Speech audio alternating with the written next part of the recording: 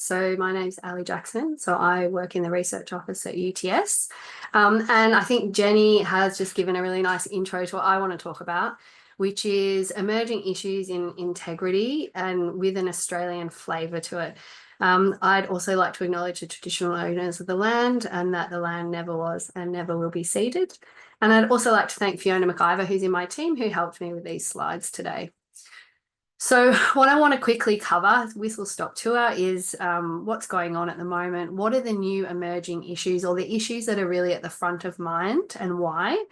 And how we as research support professionals can help address some of these issues and start to tackle them on behalf of our institution and work with our researchers.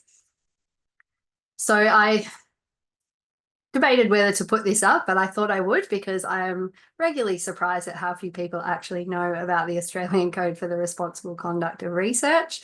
If you are unaware of it, it is like our Bible for how we conduct and manage research in Australia. And it's, as previous speakers have said, you know, it's based on honesty, transparency, accuracy and respect and all that kind of thing for participants and data. But I think for me, it's why do we care about research integrity? Why is it important? And as Jenny said, it's important for public trust in research, but also for me, it is really critical to our research ecosystem. And that particularly for me is having a good and strong research culture, but also research excellence. And if you don't have good research integrity, you can't have either of those two things. So they're really, really critical. So in thinking about things in research integrity, if you ask like your average researcher, what do they think about research integrity? What springs to mind? You know, often they'll say things like plagiarism, data fabrication, authorship issues, that kind of stuff. And they've been long sort of thought about and long discussed and are fairly sort of standard things that we talk about for research integrity. What I want to talk about today is a couple of newer ones. Conflict of interest. Obviously, that's not new. It's been around forever, but it's now like front and center of what universities are having to deal with at the moment. And paper mills is the other one. And Jenny alluded to that as well. So I'm going to start with conflicts of interest. I've been doing a lot of work on conflicts of interest at the moment in UTS and disclosures of interest, both from an integrity perspective, but also from a national security perspective. And I think what I've found is a lot of times the sort of understanding of what a conflict of interest is maybe not there. So I thought I would just define it now as well.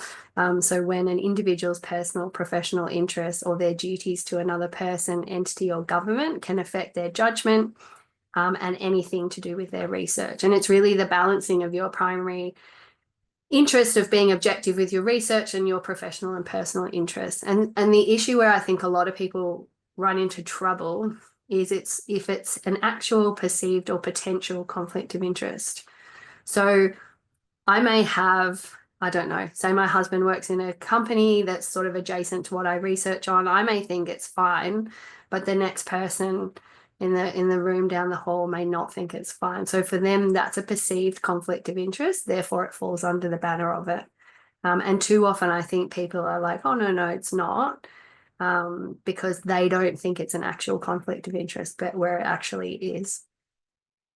Really, conflicts of interest are all about transparency. So we know people have conflicts of interest, but it's about disclosing them and managing them properly. So I think what's happening in Australia, and it's actually escalated and changed a lot, probably even since the start of the year, is the growing requirement to disclose conflicts of interest. And there's lots of reasons for this.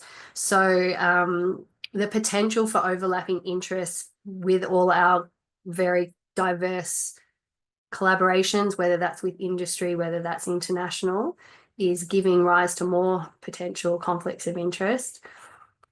And the other thing as well is it's being more and more tied to national security. So very much from a foreign interference perspective. We have you may have heard of the UFIC guidelines, which are University Foreign Interference Task Force guidelines to help universities manage and mitigate foreign interference risk.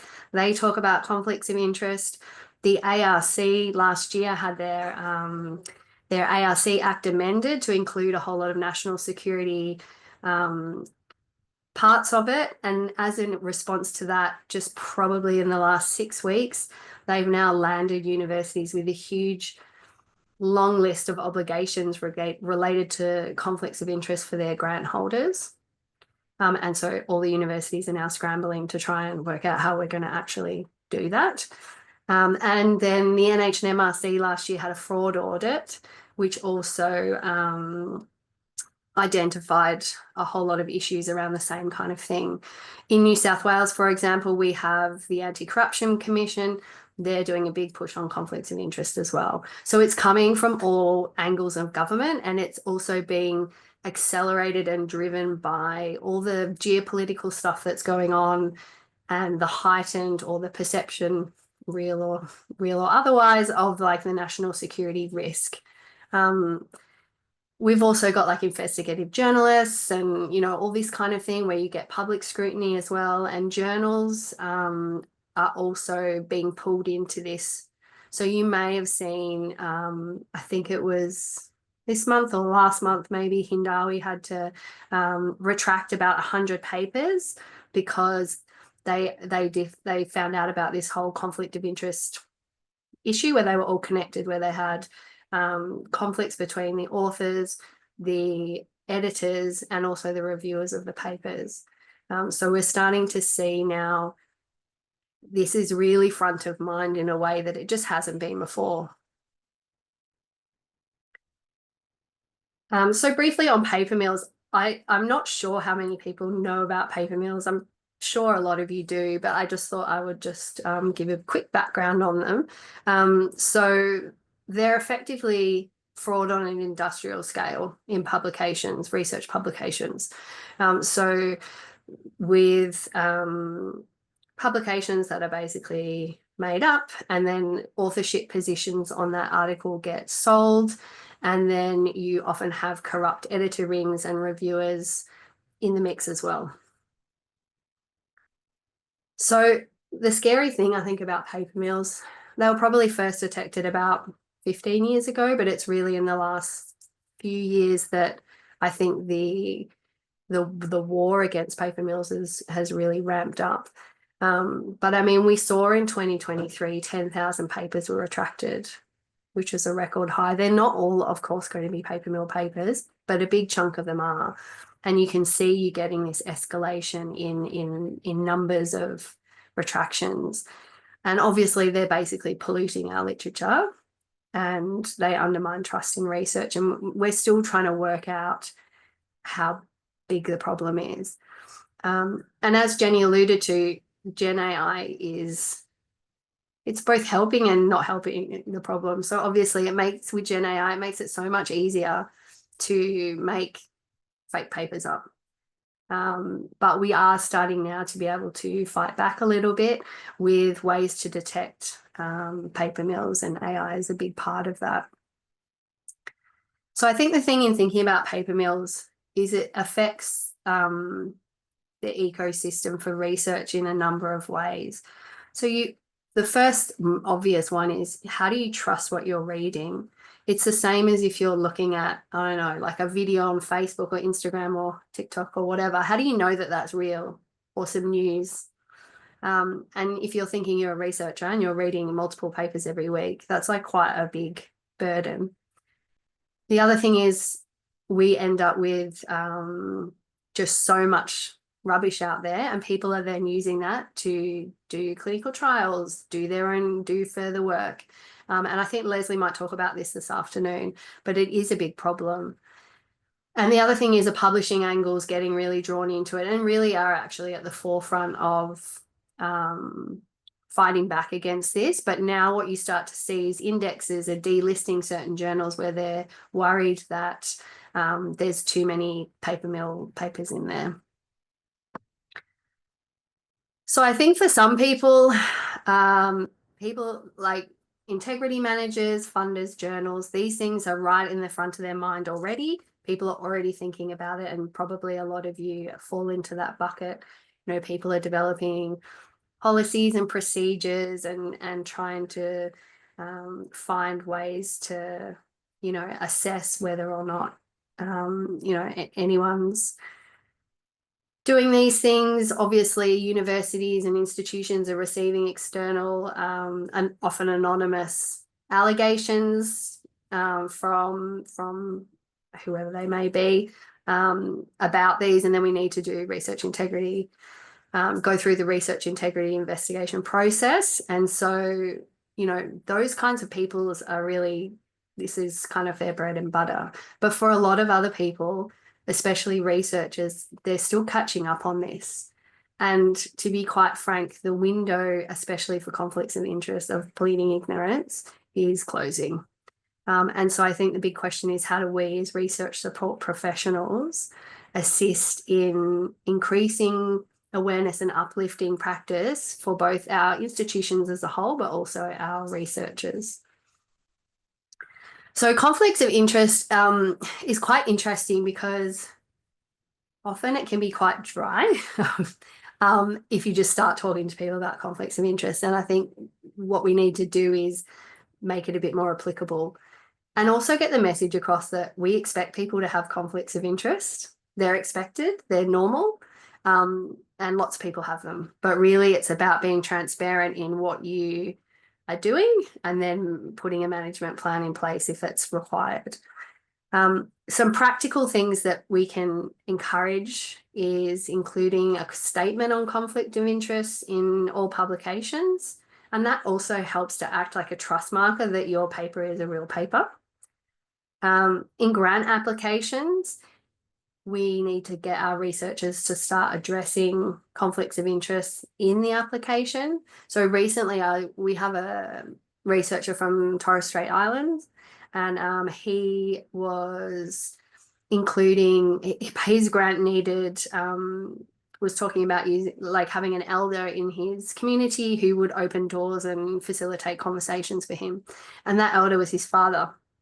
And so for him, he saw that as a strength, because, you know, it's his dad. His dad's going to support him and really will be invested in the project.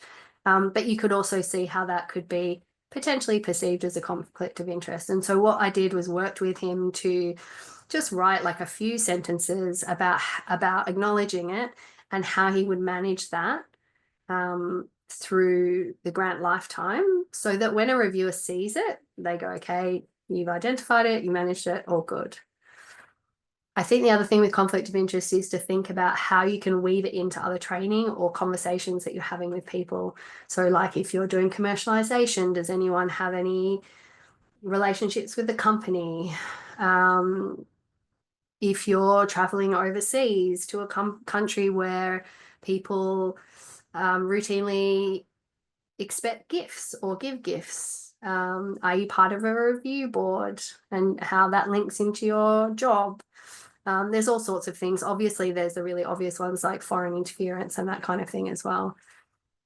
And I think the other thing is we need to respect the concerns people have about their privacy for conflicts of interest. When you disclose something, you are giving a lot of personal information up. At UTS, we've done a university-wide disclosure of interest process, 10 questions. You're giving up a lot of information there. And so I think people's concerns are justified regarding their privacy, and the institution and the staff working on them need to respect that and make sure that appropriate measures of, you know, protecting the data are put in place, because otherwise you break the trust between the institution and the staff, and they're never going to tell you anything anyway. And we generally find that if people don't tell you, then that's where you start to run into problems. UTS, and I know a lot of other universities are in the same boat now, where we're getting asked for assurances by funders that, you know, conflicts of interest have been disclosed and things like that and managed, and that we, the institution, know about any affiliations. And it's when when researchers haven't done that we start to go into trouble.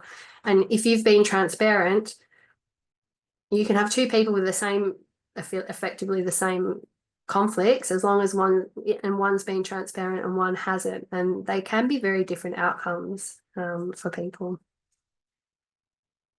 So I think paper mills are a little bit different in that really we need to just raise awareness of them and how to spot them. And I think as well, early career researchers are probably at the highest risk of getting wrapped up in it, because they maybe don't appreciate what is and isn't good practice, and they're under a lot of pressure to publish.